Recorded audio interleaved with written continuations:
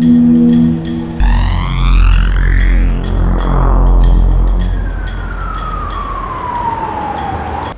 everyone. This is Set It Straight with Doc Bots. My name is Tal Bavona from Gotham Trinity Productions.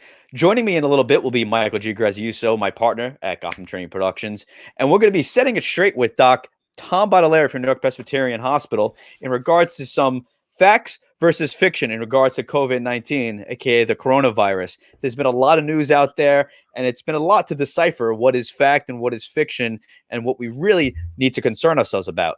Today, we're going to focus on transmission of this virus via surfaces. I've read some things about copper versus metal versus cotton versus clothing, obviously hand-to-hand contact, and what different things, if it gets on, and if you touch it or pick it up, you can get it. Mike, you've been going through this yourself at home. Yeah. I mean, my tenant, he was like I was telling you yesterday, he was gardening. So it's like I'm kind of concerned is like, because like I said yesterday, he feels he has it, and he's taking precaution with gloves and mask and all of this, but now he's gardening, and if he does have it and he gets the virus on the seeds, and then he plants the seeds, is that tomato gonna have COVID? And Now, wait a minute. That sounds so bizarre. But what? Yeah, it's an organism. It can live on it, right? If you're touching the seed and then you're touching the plant, he's got to cultivate it. So he's going to be touching the dirt. He's going to take out the weeds. He's going to grow the plant. Is it a tomato plant or whatever it was, Mike? A tomato, yeah, tomato or anything. Tomato, zucchini, like mint. Peppers, whatever it can be. So let's bring in Dr. Baudelaire right now and see what Tom thinks about this. He's like, that's interesting. Doc, what do you think? The contact concept of a virus living on something, I think, is where Mike is going with this. But I can't imagine that if you plant an apple seed today, that tomorrow, how many months does it take to grow an apple? 3 months from now, we're going to have COVID-infected apples. But really, the bigger thing is you have to wipe even the surfaces of your fruit and vegetables when you bring them in the house, because in the supermarket, you don't know who's packing that cereal box or roll of paper towels that you're picking up off the shelf. So what we've done in our house is when the groceries come in, we send the kids downstairs, and we've got the decon procedure where one person is taking them and handing them to another. That person's wiping them down, and then we all go wash our hands. But I don't think that planting seeds today is going to lead to COVID-infested plants tomorrow. All right, thank God, because I would feel really rude to not accept his tomatoes when he offers them to me. You want to just wash the tomatoes in the sink first. That's all. There you go. Great. So you can make that Sunday sauce with those tomatoes. That's a great point, Doc. Is going shopping and making it like kind of a game, right? Because you have an assembly line. You're blessed with 4 kids. Four teenagers? 4 teenagers in this house. Yes, so that gives them a job to do. And it was just my wife and I the other night. We went out right before the governor and whatnot said try to avoid going out at all this coming week, because this is the height of the spread of the virus and the numbers. But yeah, wiping down every single thing. And then talk a little bit about cross-contamination, how we can be smart to watching our use of gloves. Mike, I know you use a system, and so does my wife, actually. 1 glove on, 1 glove off. 1 glove holds the phone. 1 glove grabs the items. Right, Mike?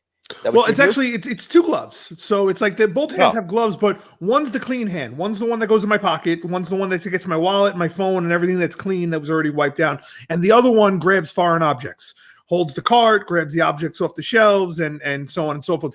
So if I have to take out of my wallet my license or something and hand it to somebody, that one will take it back because now it's dirty and it goes in the dirty pocket. I don't know. I don't know. Doc, do you agree with his method there? And just talk overall about cross-contamination and the mask that we're wearing, the gloves that we're wearing, our clothes. Thoughts? I think the gloves are an interesting concept, because the same way you have a glove on your hand and you shouldn't touch your face with that glove is the same way your bare hand could do the same. So the gloves are really meant to keep blood and soiled materials off of medical people's hands. And when you see people wearing gloves in the store, yes, for that moment, you're not going to contaminate your skin with virus, but the virus won't penetrate your skin. That's not how it's going to affect you. So if the glove reminds you to not touch your face, or it reminds you that your hands are dirty, then I guess that's an effective use of the glove. But the glove isn't protecting you from anything. And the mask. The mask, yes. This is a and the mask. Everyone's talking about specific masks, but then the government, I remember they had a press conference in the White House saying just wear a bandana. Do we have to wear the N95 mask? Could we just wear a regular surgical mask? Is a bandana okay just to prevent breathing in, Doc? So the mask story is interesting, and this whole idea of using bandanas, it really protects other people from you. So if you have a surgical mask on, that's going to stop you from sneezing on somebody. It's not necessarily going to prevent the virus from getting through. If there's airborne virus, that surgical mask won't filter it. The N95 would. But the reality is that the airborne contamination is probably a much lower risk factor than the actual contact spread of this virus.